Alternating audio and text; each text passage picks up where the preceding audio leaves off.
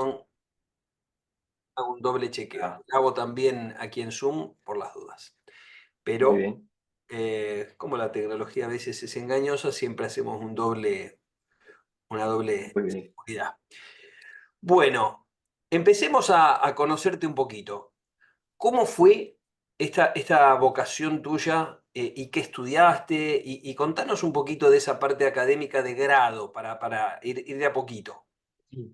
Bueno, pues muchas gracias en primer lugar, Mariano, y a todo el equipo de Soft Landing World por invitarme, sobre todo por esta conversación que creo que es muy importante de hablar de China en la región iberoamericana, para dar un punto de inicio, ¿no? Digamos, a mi trayectoria con los estudios chinos y sobre todo desde el área de relaciones internacionales, habría que precisamente, como bien has señalado, irse al inicio del grado. Yo estudié relaciones internacionales también en la Universidad Autónoma de Madrid, en España, y a partir de ahí, digamos que de alguna manera ya en segundo año no había seleccionado, pero sí me había interesado grandemente en el mundo académico, ¿no? En el rol que tiene la academia para generar contenido de interés, contenido de actualidad, contenido que aportase una forma diferente de entender el mundo, de entender, en este caso, las relaciones internacionales.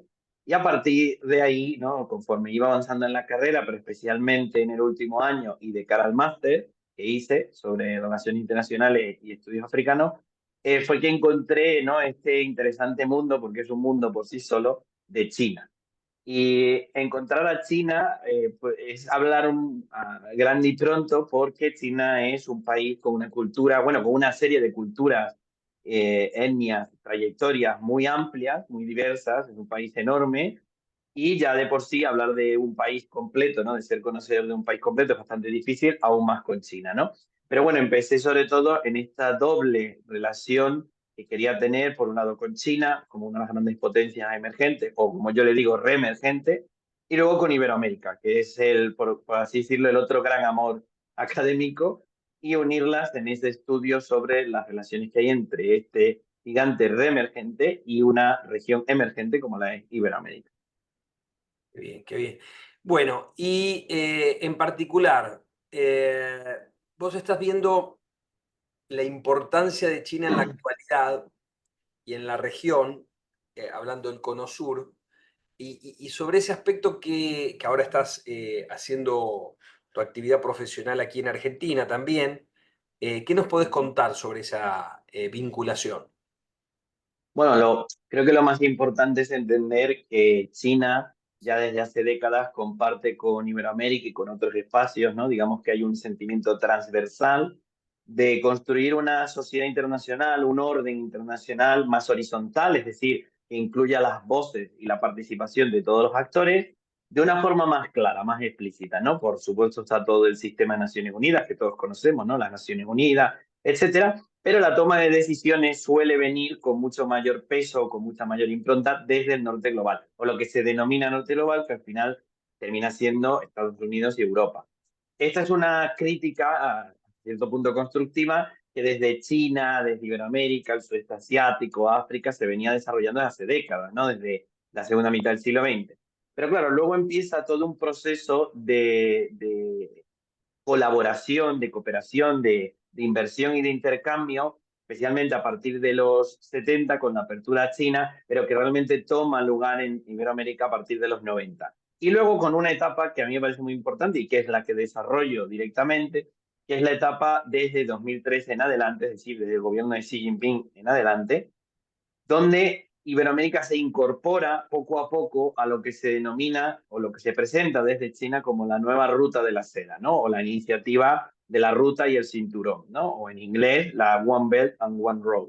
Ha cambiado mucho de nombre, pero lo importante es entender que este megaproyecto transversal internacional de China llega a Iberoamérica, obviamente en unos años más adelante, pero llega con mucha fuerza y ya respalda una tendencia que se ve desde inicios de los 2000 de cómo China e Iberoamérica han multiplicado los intercambios, ¿no? De hecho, el valor agregado de todos los intercambios entre China e Iberoamérica ha incrementado entre el 2000 al 2013, ¿no? Por poner una primera fecha, en más de 20 veces el valor original que tenía. Incluso en 2023, el año pasado, el valor total de las relaciones comerciales, ¿no? Con un ligero superávit para América Latina o Iberoamérica, fue de más de 480.000 millones de dólares en intercambio comercial, ¿no? A eso hay que sumarle pues toda la red de inversiones que hay en la región y toda la red de, bueno, pues iniciativas y proyectos de cooperación e intercambio.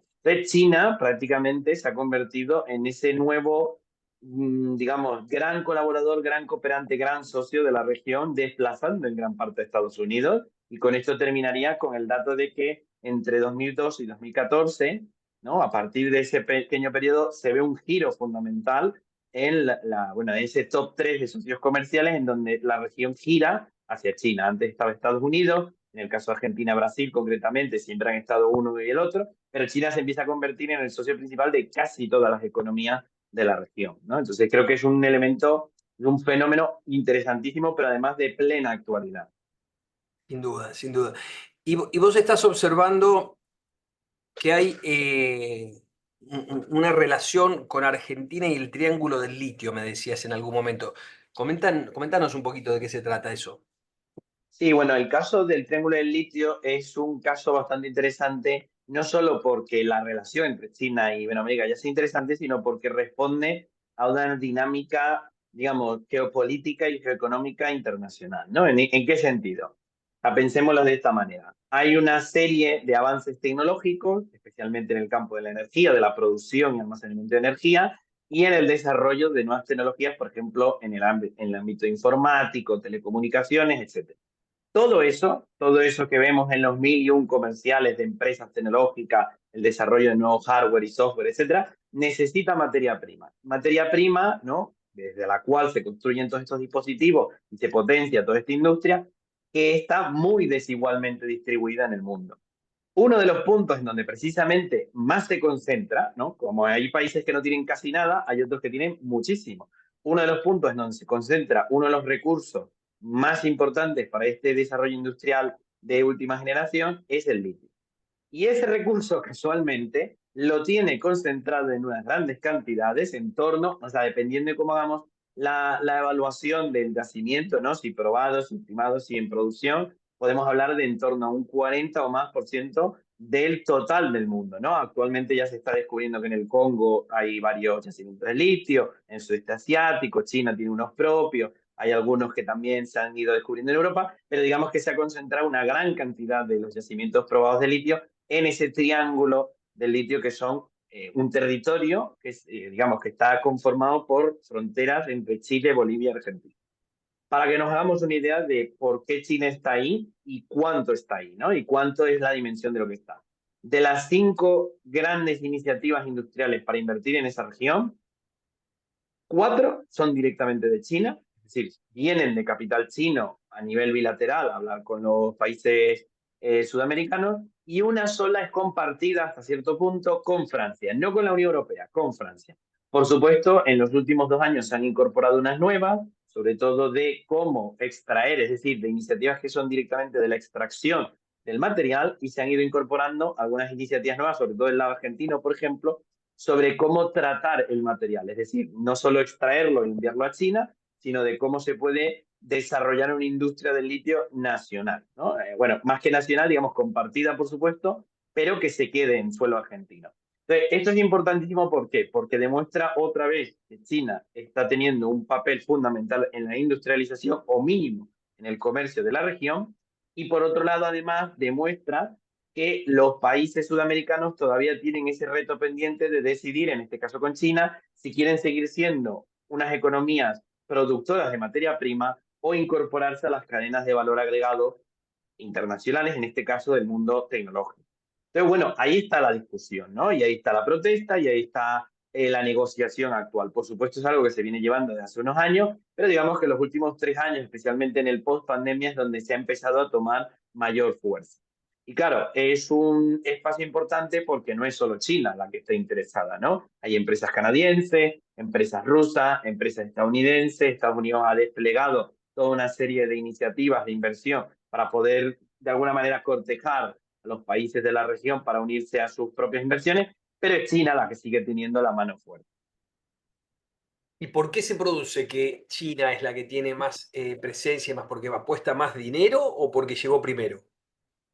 Creo que se podría incorporar esos dos elementos en esa tríada, ¿no? De primero, el que pega primero pega dos veces, ¿no? Y aquí entra lo que habías dicho de llegar primero y ser el actor, ¿no? Que invierte más, es decir, no solo llegar primero, sino además ser el que más dinero dispone. Se le une a esa tercera condición que yo creo que es importante tener en cuenta, que es una negociación, uno, con unos estándares distintos, que no menos, ¿vale? No son estándares menores en cuanto a calidad. China, de hecho, viene desde los últimos 5 años desarrollando una economía de vanguardia, es decir, una economía que no se trate de hacer las cosas más baratas y ya está, sino de una calidad flexible, es decir, tú pagas por la calidad que quieres, pero además de eso hay que entender que sus estándares no intentan usarse, o sea, cuando China llega y plantea, vamos a invertir en esto, y yo pido a cambio A, B y C, no lo hace intentando que ese A, B y C, es decir, esos estándares sean una herramienta de la negociación por sí sola.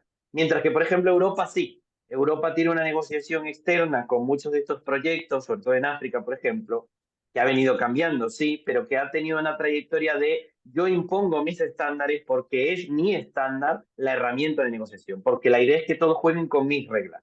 Esto es lo que se ha hablado a nivel europeo de la capacidad normativa, el poder normativo de la Unión Europea. China no viene con esa intención. China, por supuesto, tiene unos intereses propios de decir, no, es que yo quiero asegurarme el acceso a esos recursos, pero permite con cierta flexibilidad negociar esas condiciones. De hecho, sobre todo teniendo en cuenta que son economías a las que China le interesa que no se queden como meros proveedores, sino hasta que a cierto punto sean también consumidores de la industria china, ¿no? Es decir, China ha ido cambiando esa lógica de yo consumo todo y luego lo saco a los países desarrollados y ha empezado a entrar en una lógica de no, yo desarrollo países para crear los mercados a los cuales mi industria también va a acceder. Entonces está esa doble dimensión entre la que quiere extraer recursos y la que quiere crear mercados. Este, por supuesto, también es el debate en las economías y políticas latinoamericanas o iberoamericanas, porque claro, la idea es que no solo tú le prestes el terreno y le cobres una concesión para que te extraiga el mineral, ¿no? Con todas las repercusiones que puede tener, sino que a partir de ahí, como pasa, por ejemplo, en Uganda, como pasa en otros países en África, ¿no? En Ghana, en Sierra Leona, etcétera, China sea la que establezca la transferencia de conocimientos, obviamente limitada, ¿no? China no te va a dejar todo lo que ya saben, pero sí va a crear esa sinergia. Ahora, ese es el debate actual. ¿Por qué estos tres elementos, ¿no? Y con esto termino, ¿por qué estos tres elementos les dan una ventaja tremenda? Bueno, por un lado, por la dimensión de esa ventaja, o sea, el tamaño de la ventaja, pero luego también por el simbolismo que hay detrás. Y es el de la cooperación de países que al menos China todavía asume como países en desarrollo. Entonces, claro, no es lo mismo que te venga un norte global con una serie de condiciones que son de por sí ya un punto de la negociación, sino que además te vienen con muchísimas más restricciones a la hora de poner dinero. China no. China viene, te ofrece todo, pero luego ya se sienta a negociar la flexibilidad. Entonces, digamos que esa recepción para los países, o sea, la receptividad, perdón, con la que los países de la región han tenido con China ha sido mucho mayor y mucho mejor que la que ha podido intentar hacer Estados Unidos en los últimos 5 años, teniendo en cuenta además de que China ha estado creciendo en la región cuando precisamente Europa y Estados Unidos dejaron de prestar la atención. Claro. Bueno, cuando hemos estado con el Congreso de Soft Landing World en Lima, Perú, realmente hay toda una revolución con el puerto de Chancay, Ujú, que hablan del megapuerto de Chancay, y todo lo que es la conectividad americana y sudamericana, mejor dicho, ujú, con, con el este asiático a través de esta ruta. Y la vía, corregime si no lo digo bien, la vía transoceánica de Brasil hasta el norte de Chile, pasando por Paraguay, Argentina y norte de Chile, una ujú. carretera que conectaría también sin necesidad de ir hacia Panamá. Eso es interesantísimo. Sí, sobre todo además porque es uno de los primeros megaproyectos extrarregionales de China que abarcan esas dimensiones. Hay que entender también, o sea, la nueva ruta de la seda o toda la iniciativa OBOR, la iniciativa la One Belt, One Road, es una iniciativa en la que China ha puesto muchísimo dinero, ¿no? Más de 1.000 millones en la primera inversión, sobre todo para Asia Central, ha incorporado, ¿no? Redes de transporte y de comunicaciones y gasoductos, etcétera, desde Xi'an en China hasta España, o sea que atraviesa toda Eurasia, y luego además cuando llega a regiones como Iberoamérica se encuentra con esta, bueno, gran tendencia o la gran dinámica del que el comercio viene mejorando. Entonces, claro, China se pretende como la nueva gran inversora en la región, como he venido diciendo, pero además con la capacidad de conectar las economías locales. Algo que, por cierto, no se suele tener en cuenta, sobre todo desde fuera de Iberoamérica. Iberoamérica es una región geográficamente muy difícil de conectar, con unas redes, ¿no? Bueno, más que redes, con territorios muy difíciles de acceder, no solo por toda la cordillera andina, sino también por la selva amazónica, toda la Patagonia, etcétera. Es decir, hay mucho terreno que prácticamente está inhabitado o que es muy poco accesible, y China llega y se presenta como la que tiene el peso económico y la capacidad de infraestructura para ponerlo. Para que nos hagamos una idea, la primera inversión de este megapuerto, que es uno de los megaproyectos de las rutas transoceánicas de la Ruta de la Seda, fueron de más de 1.200 millones de dólares. O sea, es un despliegue monetario interesantísimo con un presupuesto estimado de 3.000 millones de dólares, ¿no? Para una conexión que además pretende el próximo año iniciar operaciones, pero que se quiere ampliar hasta 2035, donde China ya pretende de por sí en 2035 superar varios indicadores más con Estados Unidos, ¿no?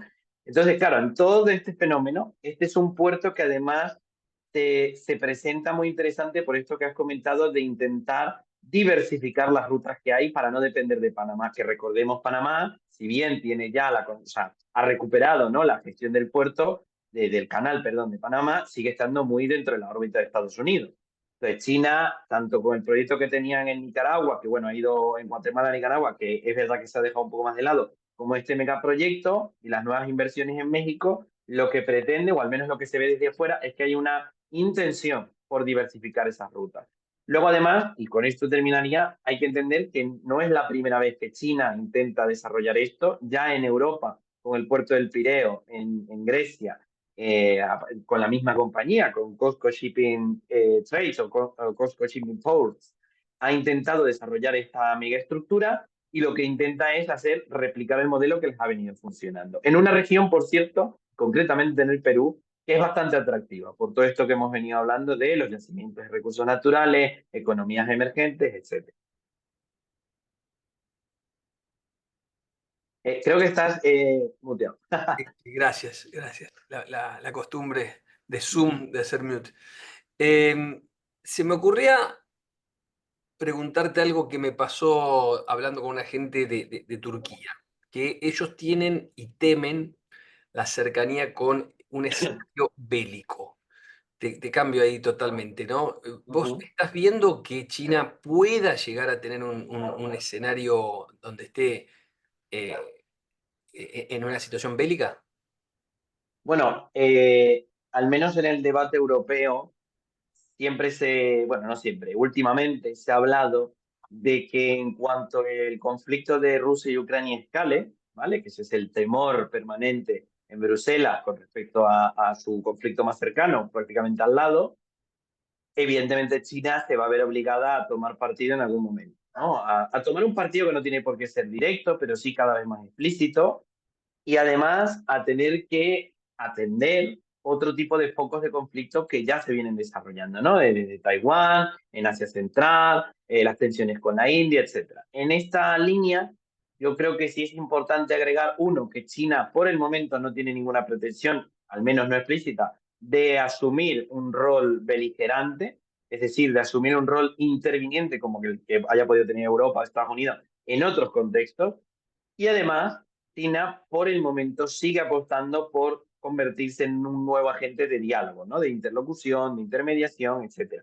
Lo está haciendo con Rusia y Ucrania, al punto de sentarse con Ucrania a ver las condiciones. Lo está intentando hacer, obviamente en menor escala, con Irán e Israel, porque ambos son socios importantes. Y hasta cierto punto ha mantenido muy a raya cualquier levantamiento de sospecha de conflicto con Taiwán. ¿Por qué? Porque al final China mantiene una posición, sobre todo basada en la soberanía y el derecho internacional, Y esto, por supuesto, hasta que no estén seguros, ¿no? Esta es la clásica de todas las guerras suceden porque uno de los dos contrincantes hace un error de cálculo de que puede ganar, porque las guerras son muy costosas, las guerras son excesivamente costosas, ¿no? Lo estamos viendo con Ucrania y con Rusia. Entonces, claro, China, por el momento, y esto es una posición oficial que mantienen, ni se ve preparada para un conflicto, ni pretende llegar a un conflicto. Luego hay que recordar que China es la primera interesada en que todas esas redes de inversiones y comercio no se desplomen al día siguiente por un conflicto, ¿no? Obviamente está creando alternativas, el puerto de Shanghái es uno de ellos, está creando redes de asociación que le permitan mantenerse alejada, ¿no? De ese collar de perlas de Estados Unidos, de bases norteamericanas, pero esto es al igual como lo hace Estados Unidos. Estados Unidos es uno de los mayores socios de China y no por eso deja de invertir en microprocesadores e industria tecnológica para que China no le supere. Entonces, una cosa no quita la otra. Un escenario bélico que implica a China en los próximos 5 o 10 años lo veo complicado, pero esta es la tragedia, ¿no?, del internacionalista, de que leer el futuro, por mucho que tengas los datos, se complica. Es verdad que sí, y con esto yo creo que se concluye muy bien, sí hay una prueba de fuego actual, en la cual el rol internacional de China se está poniendo a prueba con precisamente esos conflictos hasta cierto punto lejanos, pero en donde China ha querido implicarse como intermediario. Si la situación en Medio Oriente o Rusia empeora, China se va a ver afectada porque es parte del rol que ha asumido, ¿no? Un rol que, digamos, por un lado asumido, pero por otro lado también le toca, ¿no? Uno no puede ser el más grande de la sala y pretender que no le miren. Exactamente, exactamente. Bueno, contémosle a quienes nos escuchan que después vamos a difundir la grabación, así que lo van a Muy poder bien. ver grabado. Que anduviste por China. Contanos en qué ciudades. 2 veces ya estuviste en China, ahora estás Sí, programando una tercera, que me dijiste que me ibas a invitar y yo ya estoy peinándome, perfumándome para viajar a China, así que no, contémosle de tus 2 viajes y qué encontraste, qué te deslumbró. Hacenos un poco no tan profesional, sino también esa cuestión que queremos escuchar lo que no conocemos ese mundo tan exótico. muy bien. Bueno, lo primero es esa. Yo fui a China, yo he ido a China 2 veces a través de iniciativas de asociaciones civiles y de proyectos entre varias asociaciones que desde España hacen de interlocutores con China, ¿no? Hacen una especie de puente. A partir de ahí, ¿no? Estas iniciativas apoyadas, por un lado, sí, por universidades, pero también por gobiernos locales, nos llevan, ¿no?, a China en 2 ocasiones para, en primer lugar, y esto luego lo voy a hablar con esa parte más de experiencia, ¿no?, que me solicitaste, te lleva por un lado para comprender mejor a China, es decir, llevar gente a que aprenda cómo es China en China, ¿no? No lo que te cuentan, sino lo que se ve, que es también otra perspectiva importante, y por otro lado también para generar más puentes, ¿no?, o fortalecer los existentes. Bueno, aquí es cuando empieza esa lucha, ¿no?, entre expectativa y realidad. Porque lo primero que uno se encuentra en China, o al menos los que tenemos menos tiempo yendo, hay mucha gente que viaja cada tanto a China, pero yo que llevo, digamos, soy más, o me autoconsidero todavía muy novato con esto, sí creo que el primer choque es la idea de esa China más folclórica que uno se pretende encontrar, de templos, de palacios, ¿no?, y con sus sonidos chinos, ¿no?, o asiáticos, etcétera, y de repente te encuentras ciudades que están hiperconectadas, ciudades masivas, enormes, ¿no? Solamente Beijing, en el primer viaje fuimos a Beijing, luego también fuimos a Foshan, que está en el sur, y a Shenzhen, que está también en el sur, justo al norte de Hong Kong, ¿no?, en la provincia de Guangzhou. Bueno, que me perdonen los chinos si le he pronunciado mal esto último de la provincia, porque es verdad que los nombres, para los que todavía apenas estamos empezando, complican. Pero estas ciudades, lo primero que te hacen ver es que además de que son masivas, o sea, de unas proporciones tremendas, y mira que ya Buenos Aires de por sí es bastante grande, luego te hacen ver que son ciudades muy conectadas, muy dinámicas, en constante crecimiento. Beijing es lo obvio, ¿no?, porque es la capital, etcétera. Pero, por ejemplo, Shenzhen, o Shenzhen, como se le dice también en Europa, es una ciudad de las primeras ciudades inteligentes del mundo, una ciudad que te deslumbra ver que no solo tiene la red de vigilancia y monitoreo de cámaras más avanzada del mundo, una de las más avanzadas, sino que además tiene trenes automáticos, tiene un proyecto de vecindario submarino para el 2035, porque es en una isla, o sea, es como un islote un poco alejado de la costa, y que tiene toda esta, digamos, presentación de postal en la que llegas y ves una ciudad hipermoderna, ¿no? Con rascacielos de cristal puro y metal, vamos, jardines colgantes a través de las vías del tren, una ciudad súper limpia, súper cuidada, con robots que te atienden, ¿no? En las entradas de los hoteles, ¿no? Y todo, esto. Además, me encanta porque todas las empresas chinas que visitamos, de telecomunicaciones, desarrollo tecnológico, sucursales de Huawei, etcétera, todas tienen un espacio en donde reciben gente con su video introductorio, ¿no? Tienen todo ya preparado, ¿no? Entonces, esta idea de esa China folclórica, que es real, es decir, que hay una China tradicional de patrimonio histórico, de patrimonio precioso, ¿no? Que todavía han mantenido, se junta con esa China moderna, esa China, bueno, contemporánea, creo que sería el mejor término, y de vanguardia, ¿no? En el segundo viaje ya, otra vez a Pekín, nos fuimos también a la ciudad de Xiong'an, ¿no? O Xiong'an, que es una ciudad, digamos, proyecto piloto, aunque no diría, porque este es el problema con China, ¿no? Que tú vas un año y al año siguiente ya tienen otra cosa nueva, ¿no? Cambia muy rápido. Entonces, en esta nueva ciudad que se han creado hace 3 años, ya tiene 1,5 millones de habitantes y pretende tener en los próximos 5 o 4 años 5 millones de habitantes.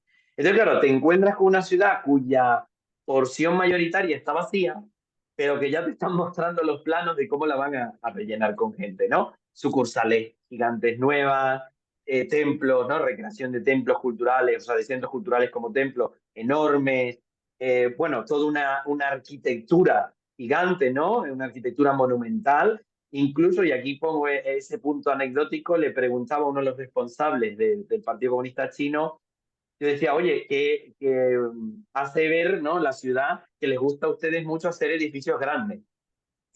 Y me decía él con toda su seriedad, porque ellos son muy serios, me decía, sí, es para demostrar que la ingeniería china puede alcanzar e incluso superar la de Occidente, ¿no? Así, por toda la cara, ¿no? De aquí podemos hacer las cosas grandes, ¿no? Y anda que no grandes. Y Pese, luego pese a también, que, pese a que no usemos números alfanuméricos como es el alfabeto.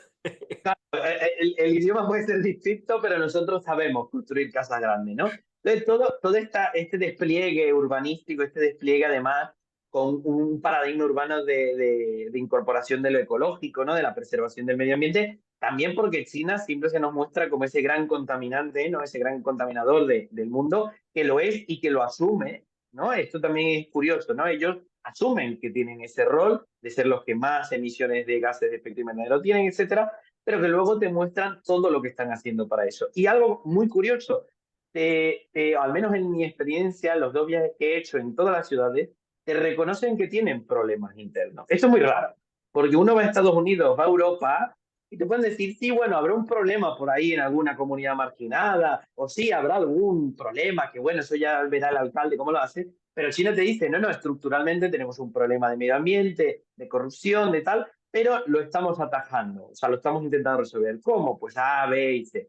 Esto también te hace cambiar mucho la perspectiva, ¿no? Uno que viene de Occidente o de Iberoamérica y se espera una China que más bien se quiere vender como el mundo ideal, ¿no? La tierra de las maravillas, pero que luego reconoce que tiene sus problemas, ¿no? Es verdad que uno, ¿no? Viendo en retrospectiva, dice, bueno, claro, es mejor reconocerlo porque con la magnitud de país que tienen, eso iba a salir. O sea, si tienen algún problema, va a salir. Y luego creo que hay otra cuestión muy curiosa, que es, por ejemplo, en el segundo viaje fuimos a Wuhan, ¿no? Que fue el epicentro de la pandemia hace ya unos años. Bueno, es como si no hubiera pasado. O sea, creando bulevares enteros de marcas internacionales de lujo, muchísima gente en la calle, ¿no? Evidentemente una ciudad tiene muchas caras, pero al menos la zona central o las periferias más inmediatas estaban muy dinámicas, como si no hubiera habido una pandemia, llenas de locales, con una capacidad de entenderte en inglés bastante más grande de la que yo me esperaba, pero eso sí todavía con barreras, ¿no? Es decir, el personal del partido, el personal gubernamental, el personal comercial, hace lo posible para hablar en inglés o hablar en el idioma que tengas, incluso muchos lo hablan profesionalmente. Ahora, no te pierdas en una calle porque nadie te va a entender, ¿no? Entonces, claro, yo creo que sí es verdad que a nivel personal hay una diferencia de ir en viajes oficiales, en viajes de cooperación, a ir como turista perdido, ¿no? Y una cosa es la China de estas megaciudades a la China del interior. Es decir, todavía, como digo, es un país muy plural, muy diverso, como lo son todos, y bueno, el desarrollo tiene sus etapas. No es lo mismo una provincia en el centro de China, pegada a las montañas o a sus bosques, que Shanghái o Pekín o Wuhan, ¿no? Creo que es un poco esa dinámica. Bien. Bueno, escucheme una cosa. ¿Qué nos está faltando hablar en lo que habíamos punteado de checklist de temas? Ayúdame. Algo que quiera que nos haya quedado en el tintero. Coméntame. Pues yo creo que un poco que puede ser de interés también, ¿no? Para, tanto para iberoamericanos como de fuera, es cómo está esa relación China-Argentina ahora, ¿no? Es uno de los grandes debates que creo que puede ser de interés y creo que además son Acá nos interesantes. están escuchando de distintas partes de Iberoamérica sería, ¿no? Pero bueno. Claro, creo que es un tema importante tanto para inversores como políticos, como investigadores, ¿no? De ver cuál es el pronóstico y el diagnóstico de las relaciones China-Argentina. Es verdad que China, esto hay que tenerlo muy claro desde el inicio, China es uno de los socios principales de Argentina desde hace décadas, al menos en los últimos 20 años ha ido creciendo. En los últimos 10 años se ha convertido en un socio estratégico, no solo porque ya desde la primera década de los 2000 se planteaba esa asociación estratégica que venía de acuerdos desde los 90, sino que además se empieza a ver el resultado de la asociación estratégica. No es lo mismo acordarlo, a empezar a coordinarlo, a empezar a ejecutarlo y sacar resultados, ¿no? En los últimos años se ha visto mucho eso, inversión en infraestructura de movilidad, ¿no? Transporte, telecomunicaciones, etcétera, sino también a nivel comercial general. Y, por ejemplo, en el sector agroindustrial, ¿no? En la soja, por poner un caso muy paradigmático, ¿no? Entonces, claro, llega este cambio político con Javier Milei y con una campaña electoral muy hostil discursivamente, de Libertad Avanza y de Javier Milei concretamente, con China, que cambia completamente, o sea, da un giro de 180 grados en el día que asume la presidencia, ¿no? Cuando ya va al Congreso, hacen todo el acto protocolar y luego asume las primeras reuniones que tiene ese mismo día, esa misma agenda, está Ucrania, por un tema más simbólico, ¿no? Un poco de esta alianza internacional por la democracia, eso habría que verlo con detalle, ¿no? Si Ucrania es una democracia, pero que entra en esa órbita, se reúne con un agente de Estados Unidos, con un representante de agencia de Estados Unidos, se reúne evidentemente con los presidentes que le visitan, pero se reúne, muy importante, entre la tercera y cuarta reunión de esta agenda con China. Además, una reunión en la que China envía varios delegados, no solo de embajada, sino de infraestructura, de inversiones en telecomunicaciones, de comercio, etcétera. Es decir, una reunión que China está tomando muy en serio y que, por el mero hecho de que esté entre las primeras, Argentina ya se nota que se la está tomando en serio.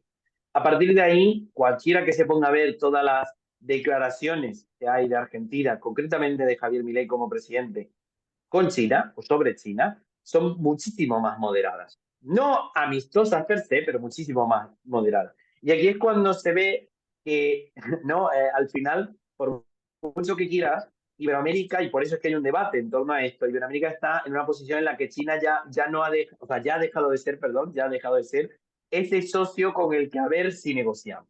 Ya no estamos en esa etapa, ya es un socio que está muy presente, que para Argentina es fundamental, que ya desde campaña Javier Milei y todo el cambio político había planteado de que el privado hiciera lo que quisiera, es decir, si el privado quería negociar con China, que lo haga, pero que bueno, no era una prioridad gubernamental. Bueno, pues eso ha cambiado muchísimo. A nivel discursivo se mantiene cierta distancia, pero no hay ni esa hostilidad ni mucho menos esa reticencia a acercarse a China. Y aquí creo que es importante ver que el pronóstico, lejos de ser negativo, es decir, lejos de decrecer el intercambio con China, todo lo contrario, probablemente aumente. Aumente por dos razones. Una, porque el agro sigue siendo fundamental en el apoyo político actual, esto viéndolo desde afuera, ¿no? Ya me corregirás tú si dentro es la misma discusión, pero desde afuera se ve que el agro sigue siendo un papel importante porque no solo está ligado a la política nacional, está ligado a la política federal, es decir, a las provincias. Y a eso hay que sumarle otra cosa. Argentina necesita inversiones para poder salir de la debacle económica en la que ha venido teniendo, ¿no? ¿De dónde va a sacar esas inversiones? Sí, bueno, Estados Unidos se ha puesto un poco las pilas y ha intentado, ¿no? Movilizar fondos. Pero ¿dónde está el mayor inversor extranjero, ¿no? Extrarregional de Argentina? Pues está China. No es ni siquiera España, que está entre los primeros 5 socios. No, no, es Brasil China. tenemos una balanza comercial bastante interesante. Claro, con Brasil, aquí hay una cuestión muy curiosa. Con Brasil se comparten muchas cosas. El Mercosur, se comparte una trayectoria histórica de amistad y asociación estratégica, con la cual también Brasil tiene con China, pero volvemos a lo mismo. Argentina y Brasil eran sus socios principales en gran parte de lo que va de siglo, pero en muchísimas ocasiones y actualmente China lo supera. Es decir, para Argentina China es más importante, para Brasil China es más importante. Con todo y que están con una infraestructura mucho menor a la que tiene Brasil y Argentina ya desplegada, ¿no?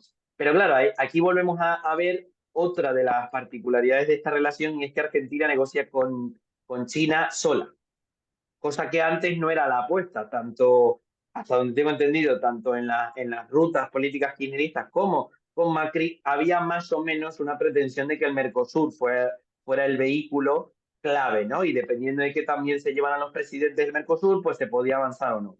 Claro, ahora con Milei eso ha cambiado y Argentina ya está negociando por sí sola. No ha entrado a los BRICS, o mejor dicho, ¿ha entrado y se ha salido? Sí, pero eso es una salida que con razones políticas no tiene por qué trascender económicamente, porque en algún punto se va a tener que incorporar, quizás no a los BRICS actualmente, pero sí a toda esta línea, ¿no? Y Argentina, recordemos también, se ha incorporado mucho a esa ruta de la seda digital, etcétera.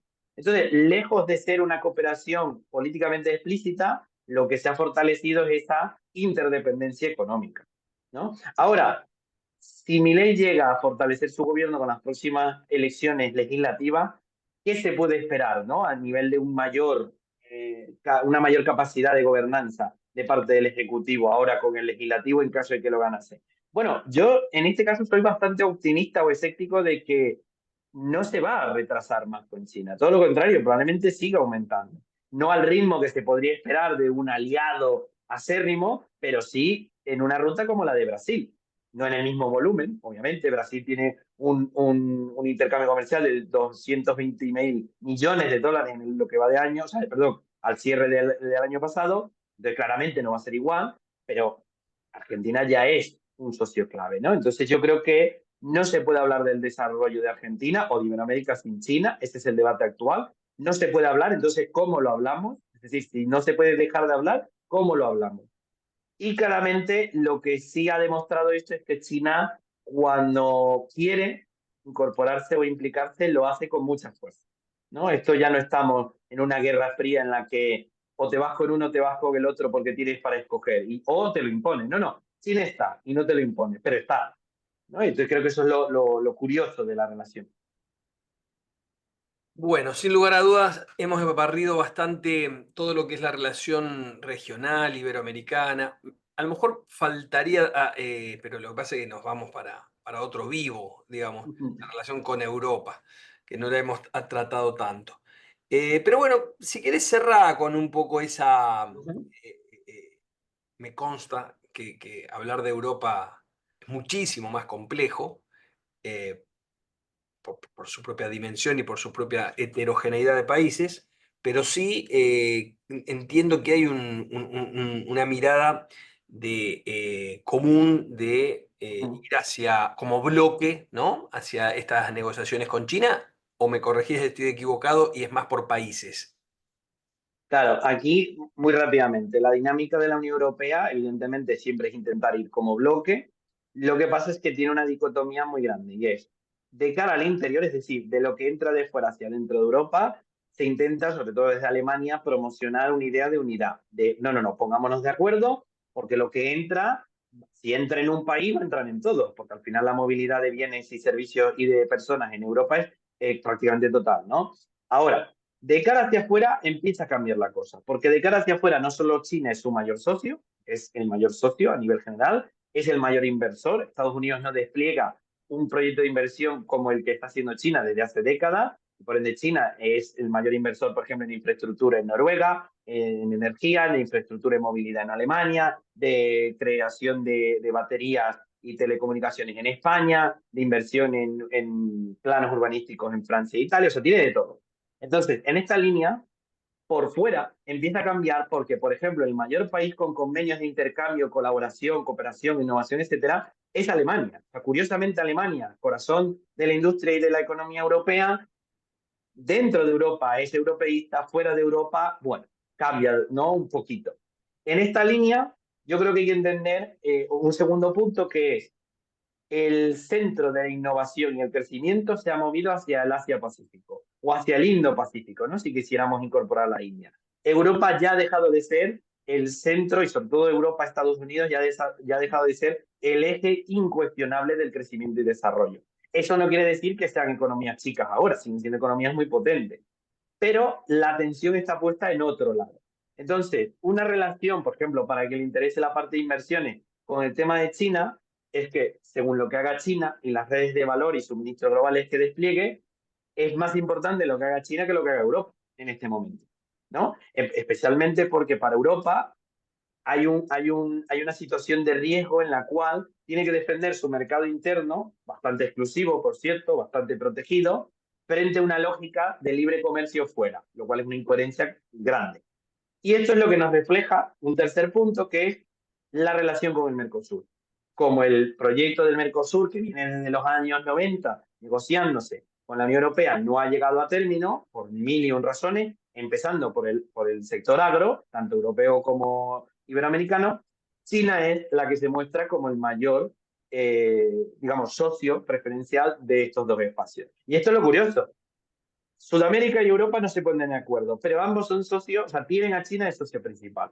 Es una cosa paradigmática muy importante porque refleja ese cambio de eje del poder internacional hacia China. ¿Que es un eje incuestionable también ese cambio? No, o sea, ni el eje ni el cambio es incuestionable, porque de ahí va cambiando todo.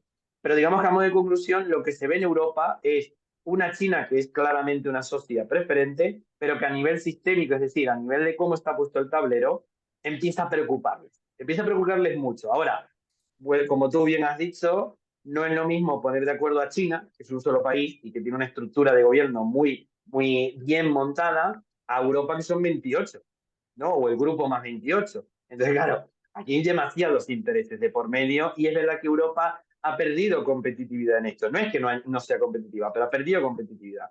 ¿Qué podemos esperar? Uno, que China siga siendo predominante. Dos, la reacción de Estados Unidos con un cambio de gobierno que esperamos a fin de año, que por lo pronto parece ser pragmático, pero que nos puede sorprender con algo más hostil. Y, en tercer lugar, que no hay una realización o un pronóstico claro de que la relación Iberoamérica-Europa mejore. Todo lo contrario, probablemente sigue estancada. Ese es mi pronóstico. Obviamente me puedo equivocar. Es más, ojalá me equivoque, porque le viene muy bien a Europa e Iberoamérica. Pero el pronóstico no apunta a ese lado, más bien todo lo contrario. Apunta a que se va a ahondar en la interdependencia con China, no con Europa. Bueno, vamos a ver qué es lo que nos depara Ay, los años venideros, pero suena muy lógico y muy entendible tu pronóstico en función de quién está apostándole más con los fierros, con el dinero, con la infraestructura, eso quién es, está haciendo una planificación a largo plazo, quién efectivamente. me parece interesantísimo. Juan Andrés, de mi parte un lujo, todos los que nos están escuchando o no nos pudieron escuchar, lo vamos a tener grabado, así que lo vamos a difundir y te vamos a convocar para otra oportunidad, cuando tengas otras novedades, Muy bien. eh, después de otro viajecito, ¿por qué no? Genial, pues muchísimas gracias a Mariano y a todo el equipo de Soft Landing World por la invitación. Y bueno, totalmente abierto y motivado de seguir participando. Muchísimas gracias. Estamos bien.